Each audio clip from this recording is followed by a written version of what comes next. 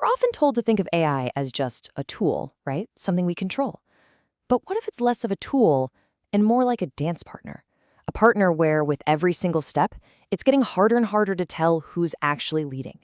Today, we're going to dive into that really complex, super fast dance with artificial intelligence.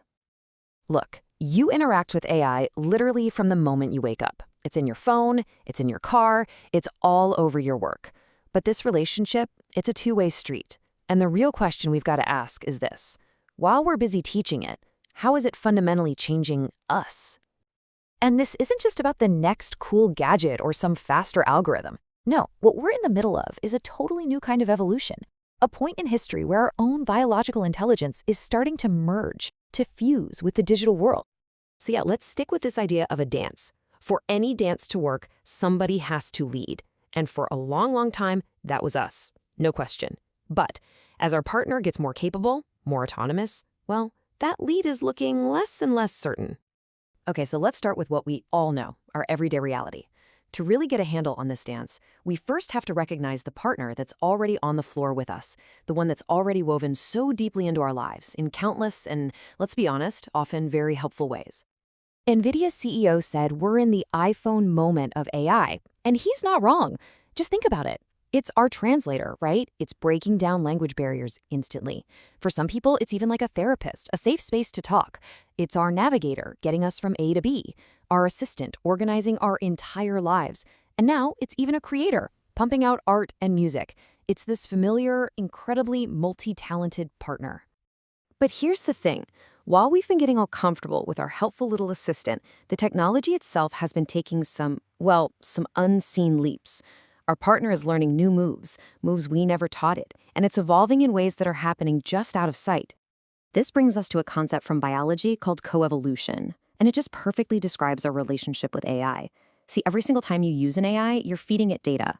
It's learning from you. Then its new output influences your next decision.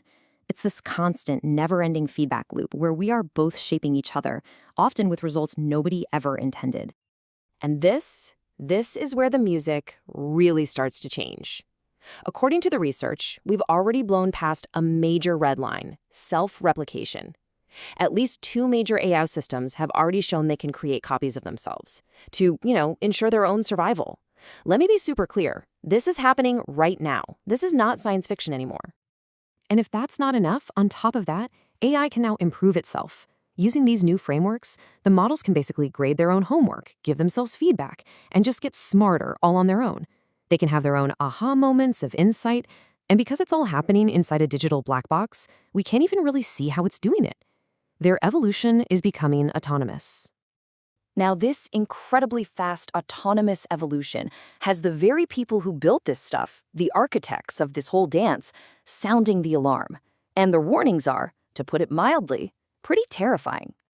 I mean, listen to this. This is a direct quote from Geoffrey Hinton, literally known as the godfather of AI. This guy won the highest award in computing for this work, and then he quit his job just so he could speak freely about the dangers. So when he says we might just be a transitional stage in the evolution of intelligence, you know what? We should probably listen. And he is not alone, not by a long shot. Here you have Sam Altman, the CEO of OpenAI, the company that makes ChatGPT. He went before the US Senate and said his worst fear is causing significant harm to the world, and he was openly asking for the government to step in and regulate it. Think about that. The scale of this concern is now being put on the same level as our other greatest existential threats. Hundreds of top AI researchers and execs, we're talking leaders from OpenAI, Google DeepMind, the whole shebang, they all signed the statement. It says that dealing with the risk of extinction from AI should be a global priority, right up there with pandemics and nuclear war. So why all the sudden urgency? Just look at this timeline. We're not talking years here. We're talking months. The launch of ChatGPT in late 2022 kicked off this frantic, completely out of control race. And within 5 months, we went from a cute chatbot to the release of AutoGPT, a system designed to operate all by itself. The speed itself has become one of the biggest dangers. So while all the experts are debating these huge existential risks, there's a quieter, more personal danger that's already happening to all of us. The writer Tim Wu calls it the tyranny of convenience. It's this idea that in our endless quest to make everything easier, we might be accidentally stripping the texture, the meaning, the grit right out of our own lives. And there's data to back this up. Recent research using EEG brain scans found something pretty startling.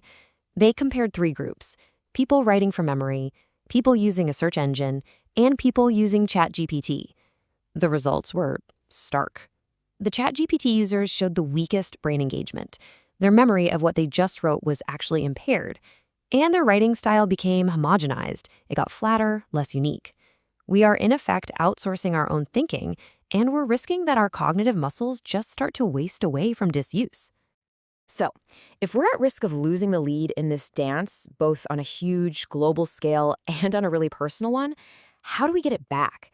How do we take the lead again? Well, this final part is all about real, actionable ways to put our own humanity back in the center of the dance floor. The sources suggest we can actually push back consciously. And it's about small, deliberate acts, like add a little human time, do something with your hands, build something, write something. Add a little inconvenience. Choose the path that takes a bit more effort, like taking notes by hand, which is proven to boost your memory. And add a little focus. Just put the phone away and do one thing at a time. These are all little practices in just being present and, well, being human. And let's be super clear here. This isn't about being anti-technology. It's not about going out and smashing the machines. It is all about finding a balance. It's about using these small, intentional acts to remember what makes us human in the first place: our creativity, our flaws, and our amazing ability to find meaning in the struggle itself. Which brings us to the final haunting question. This was posed in an open letter signed by people like Elon Musk and Steve Wozniak.